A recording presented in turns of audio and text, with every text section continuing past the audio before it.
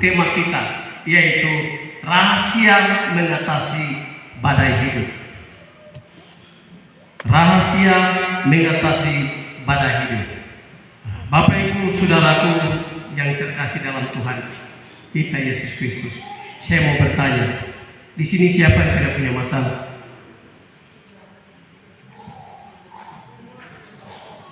Ada kan? Masalah itu jangan lihat yang besar-besar. Kalau ibu-ibu rumah tangga di rumah, bumbu dapur sudah habis, itu masalahnya tidak. Mengamuknya ke siapa? Suami jadi sasaran kan? Masalah itu banyak, masalah keluarga, masalah tetangga, masalah pekerjaan, masalah pendidikan, masalah politik. Ini kita sudah masuk situasi politik. Jangan sampai jemaat ini saudara dengan saudara baku pecah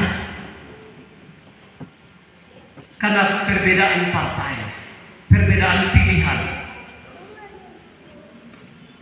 Karena itu ingat, kita punya kekuatan dalam Tuhan satu itu pokok. Jangan sampai hal dunia ini membuat kita keluarga terpecah-pecah, jemaat terpecah-pecah. Masalah kesehatan, masalah kondisi yang tidak nyaman. Beberapa waktu lalu kita lihat kondisi oksibil dengan situasi yang kurang nyaman. Bagaimana perasaan kita? 3 hari saja sudah tidak hujan. Bagaimana yang tidak masuk pipa, air pipa di rumah itu? Aduh, Tuhan bagaimana ini? Tidak ada pipa lagi, tidak ada air, itu bukan masalah. Masalah itu banyak. Tidak ada seorang pun yang hidup tanpa bebas dari masalah. Karena dunia ini identik dengan masalah, identik dengan duka cita, identik dengan persoalan, identik dengan kekecewaan, sakit penyakit, kematian. Itu bagian dari sahabat dari kehidupan manusia.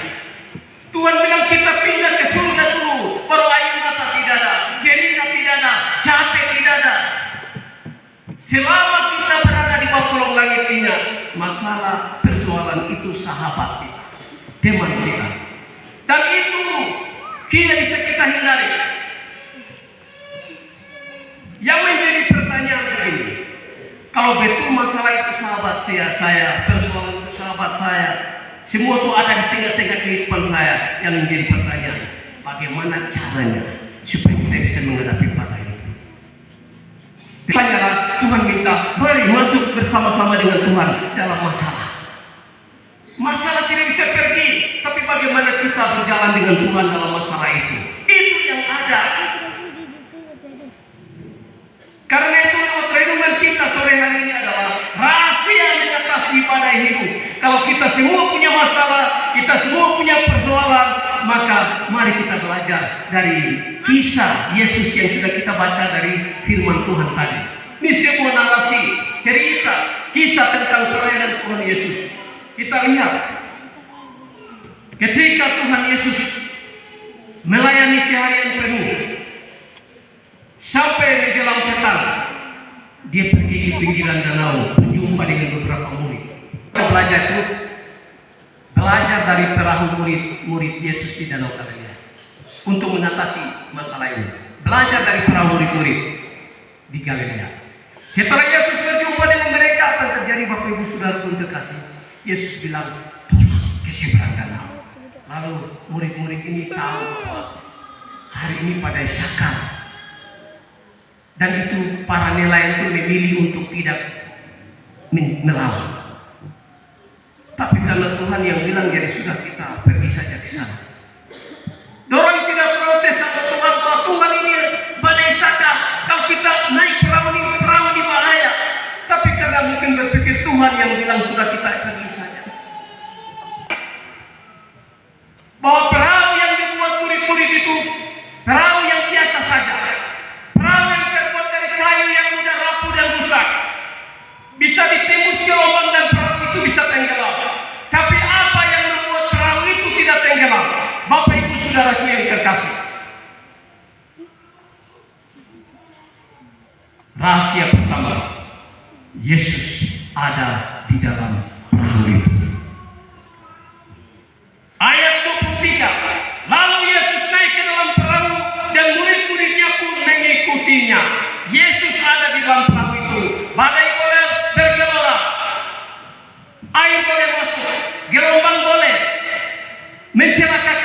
Tetapi ingat, waktu Yesus ada di dalam perahu itu aman. Bapak Ibu Saudaraku yang saya kasih dalam Tuhan kita Yesus Kristus, saya bikin satu permainan. Goyang boleh terjadi, badai goyang ini sama dengan masalah boleh ada, kesusahan boleh ada, kelaparan boleh ada, air mata boleh ada, tapi kita tidak terlempar keluar daripada Tuhan, karena Tuhan menaungi hidup kita. Goyang naik boleh, goyang turun boleh, tapi ingat, kita tidak keluar daripada Tuhan, karena kita ada dalam genggaman Tuhan. Maka tadi saya katakan, masalah boleh dekat, persoalan boleh dekat, tapi jangan kita jauh daripada Tuhan. Waktu kita ada di dalam Tuhan, masalah goyang itu biasa, karena kemuliaan Tuhan. Tuhan mau menyatakan di dalam masalah. Kalau orang benar tidak pernah mengalami masalah, dia tidak pernah tahu seberapa dia ikut Tuhan, imannya sudah sampai kepada tingkat berapa. Karena itu setiap ujian pengukuran iman kita, Tuhan harus kirim masalah. Masalah datang dulu baru kita tahu seberapa saya ikut Tuhan, seberapa iman yang saya bangun itu kokoh. Itu ada masalah baru ukuran iman bisa kita tahu. Tapi selalu dalam keadaan yang baik, kita tidak bisa ukur seberapa iman kita sudah tumbuh. Maka alat ukur kita, Tuhan selalu kirim persoalan, masalah. Entah itu dalam masalah pribadi, masalah akan berperkara bagi orang yang ada di dalam Kristus dan Kristus ada di dalam dia. Tuhan akan turut berperan dalam setiap hal yang kita hadapi. Maka rahasia pertama, bagaimana bisa mengatasi badai itu? Yang pertama, Yesus harus ada di dalam kehidupan kita. Yesus harus ada dalam kehidupan kita. Rahasia yang kedua, Matius 8:25. Maka datanglah murid-muridnya membangunkan dia. Yesus dibangunkan di dalam perahu itu. Coba Bapak Ibu Saudara bayangkan, tadi kalau murid-murid coba dengan kemampuannya, keterampilannya, dan tidak bangunkan Yesus, apa yang terjadi kira-kira? Ya masing-masing berpikir dan coba berjawab. Perahu tenggelam, ada lagi? Ya, satu solusi pasti tenggelam, itu saja. Kalau Yesus tidak dilibatkan, karena merasa diri hebat, saya juga punya kemampuan. Bagi saya seorang nelayan, saya tahu bagaimana menyelamatkan perahu ini. Dan dia lihat Yesus tidur, sudah kok tidur saja, saya coba dulu.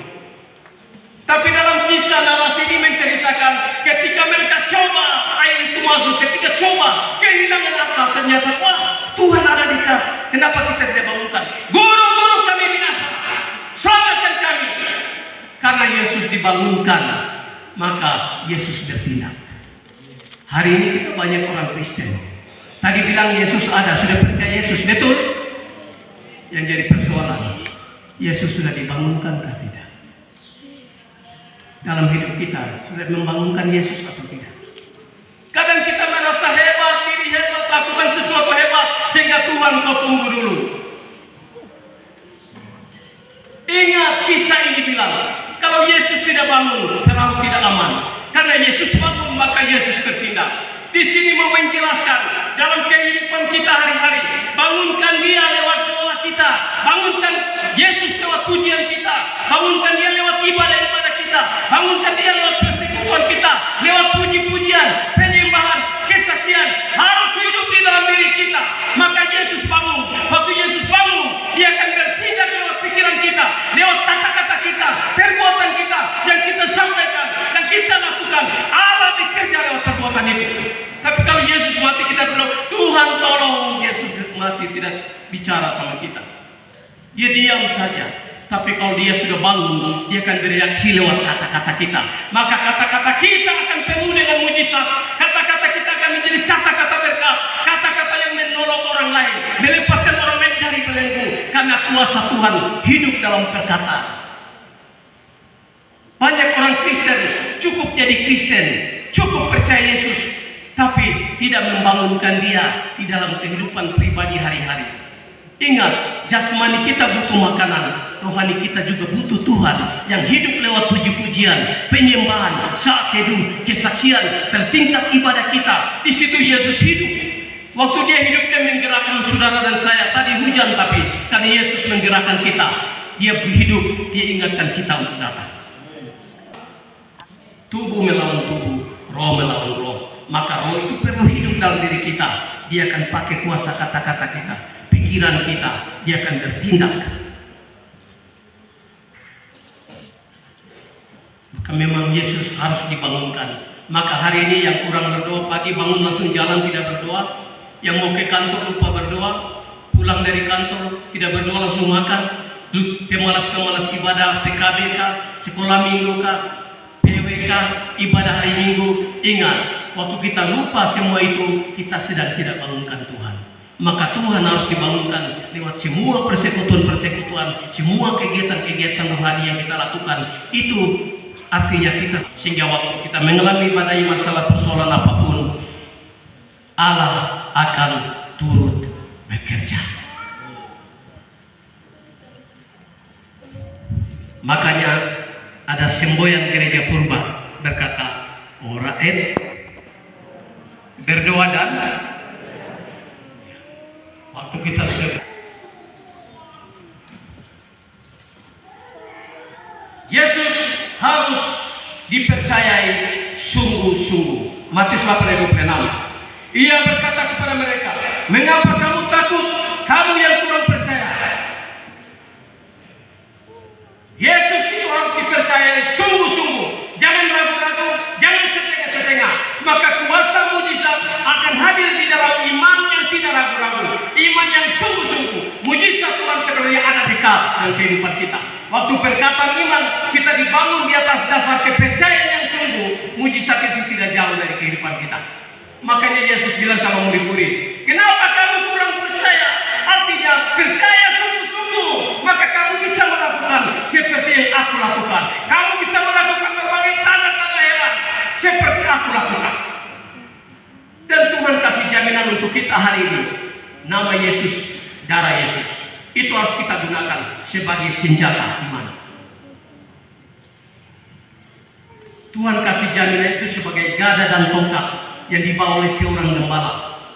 Gada untuk melawan binatang buas, tongkat sebagai penuntun. Firman Tuhan, nama Yesus, darah Yesus, kekuatan yang Tuhan kasih untuk kita. Lengkapi diri di tengah-tengah berbagai masalah yang kita hadapi. Itu jadi kekuatan. Jadi kalau bawa motor ada apa-apa sedikit, jangan sebut orang tua nama, tapi panggil darah Yesus selamatkan saya.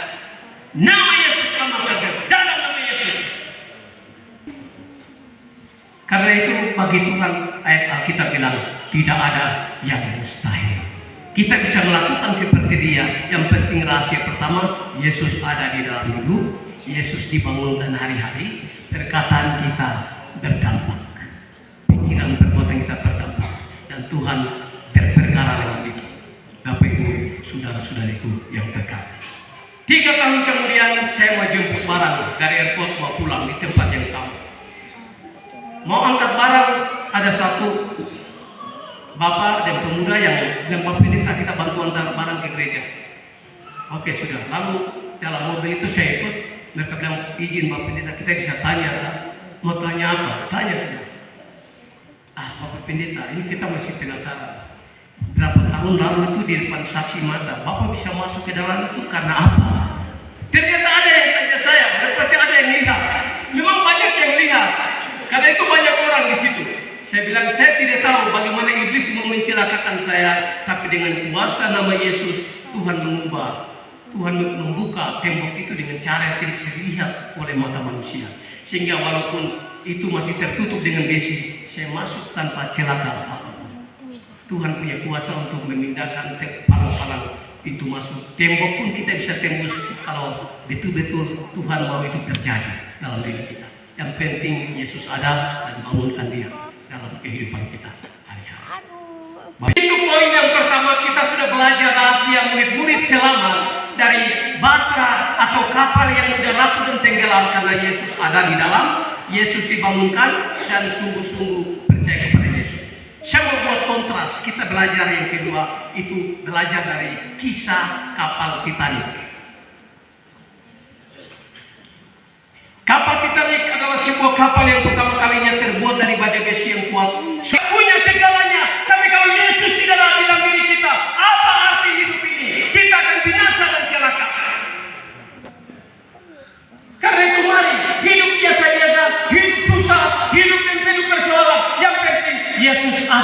dalam hati kita. Berikan Tuhan kita Yesus Kristus. Yesus ada, tahu Yesus dibangunkan hari-hari, menjadikan gaya hidup kita hari-hari. Mau ada berkat, mau tidak ada berkat, mau ada masalah, tidak ada masalah. Yesus dijadikan kesukaan kita dan gaya hidup kita. Cerita tentang Dia, bicara tentang Dia, omong tentang Dia, bersaksi tentang Dia. Di mana saja jadikan lifestyle kita, gaya hidup kita hari-hari. Maka kita akan melihat mujizat dari satu kepada satu. Badai pasti datang, masalah pasti datang. Bersama Yesus kita akan masuk dalam badai itu, dan badai itu kita akan melihat Tuhan berperkara di dalam badai itu. Tuhan menyatakan mujizat dalam masalah itu. Kalau jalan dengan Yesus, tapi kalau dengan tidak Yesus, maka dalam masalah kita tanggung sendiri. Kita lihat kita tidak ada jalan keluar, kata kita menanggungnya sendiri. Karena itu Tuhan mau di situ, bahwa mari kita lakukan itu. Seluruh hidup kita taruh iman kita kepada Tuhan. Dan iman seperti apa yang Tuhan butuh supaya badai itu bisa diatasi. Kita lihat satu simulasi. Saya akan buat satu simulasi buat kita. Dari simulasi ini akan membantu kita. Kalau begitu kita harus punya iman percaya seperti apa yang kita bisa berjalan dengan Tuhan dan masuk dalam badai-badai yang kita hadapi.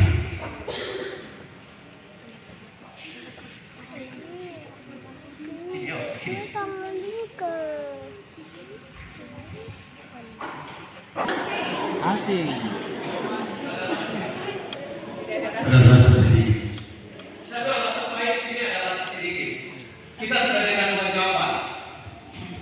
Tadi senyumnya sama. Diambil garam dari jumlah yang sama. Wadah air. Air. Sama air. Sekarang kita lihat. Ya. Kita lihat di sini. Ini gambaran daripada wadah iman kita. Kalau kita wadah iman kita sudah apa? Bikin masalah sedikit meledak. Kenapa? Karena wadahnya terlalu kecil, sehingga yang masuk dalam itu sama. Karena wadahnya kecil, ya apa-apa sedikit meledak. Jadi kalau ada bapak ibu orang Kristen sedikit meledak mungkin kecil. Jadi harus diperbaiki sedikit. Supaya ada masalah persoalan, ingat, ini besar kenapa wadah. Ada masalah persoalan dia redam ke bawah, emosinya datang redam ke bawah, masalah datang redam. Jadi dia tidak kelihatan. Padahal sama-sama punya masalah, sama-sama hadapi. Tapi karena wadah yang besar, dia bisa meredam semua persoalan ke bawah. Kalau yang tidak bisa meredam. Sedikit-sedikit meledak. Maka Tuhan minta sini kita harus punya wadah seperti itu yang bisa mengalahkan dunia. Kita baca sama-sama 1 Yohanes 5 ayat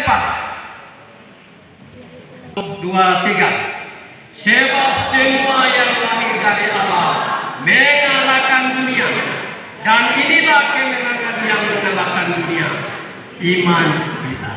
Hanya iman yang bisa mengalahkan dunia. Persoalannya iman sebesar apa? Wadah kita mau yang seperti ini, maka biar masalahnya tetap meledak. Tapi kalau kita punya wadahnya sedikit besar, masalah datang, iman itu bisa atasi. Sehingga Tuhan mau dengan iman, wadah iman yang besar itu, dia akan membuat kita bisa menghadapi semua masalah hidup yang kita hadapi. Masalah dalam diri sendiri, masalah dalam suami istri, masalah keluarga, masalah pelayanan, masalah tetangga, masalah di kantor, masalah apa saja yang kita hadapi. Perbesar wadah iman kepada Tuhan, perbesar doa kepada Tuhan, perbesar pembacaan firman Tuhan, perbesar wadah merenungkan firman Tuhan, perbesar wadah persekutuan. Itu semua akan membentuk iman kita menjadi kokoh dan iman kita menjadi kuat. Kalau iman kita sudah kokoh dan kuat, ayat ini bilang hanya iman yang bisa mengalahkan dunia. Dunia masalah persoalan, mari iman yang kokoh kuat. Tuhan akan pakai itu untuk menolong kita semua. Bapak Ibu Saudaraku yang terkasih, Tuhan Yesus kita.